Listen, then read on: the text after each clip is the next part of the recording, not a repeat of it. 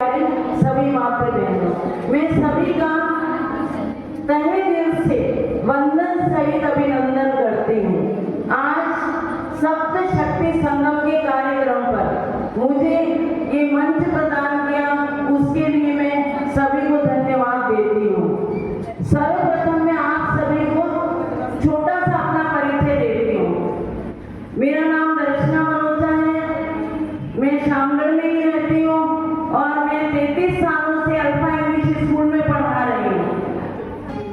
हमारे धीरज में बैठी कविता भाभी हमारी वुमन पावर सोसाइटी में हम सब मिलकर समाज सेवा के कार्य करते हैं और 2 साल से मैं कॉलेज में भी पढ़ा रही हूँ, अभी जिसको मैंने अपने कलम के द्वारा रचा है। एक दौर ऐसा भी था, एक दौर ऐसा भी था, एक जमाना वह भी था जब नारी भीगी बिजली सी रहती थी, चुपचाप सब कुछ सहती थी और पुरुष शेर सा रहता था, मन में आए जो करता था। पर्दे में नारी रहती थी, पर्दे में नारी रहती थी, हर जुर्म वो चुपचाप सहती थी, मुंह से कुछ ना कहती थी, अंदर ही अंदर घुटती रहती थी। केवल भोग विलास की वस्तु नारी को समझा जाता था, नारी को पशु समझा जाता था और मारा और पीटा जाता था। फिर भी नारी, देखिए, फिर भी नारी पतिव्रत धर्म निभाती थी। बारी आती थी घर मिटने की तो वह पति के लिए मिट भी जाती थी। सावित्री बनकर यम से अपने पति के प्राण भी वापिस ले आती थी। पति के लिए जोहर कर आग में जलता जल भी जाती थी।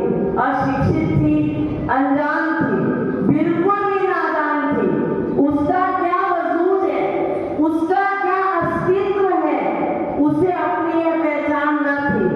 धीरे धीरे वक्त गुजरा, आ गया फिर एक नया जमाना। अपनों को पहचाना उसने, अपनी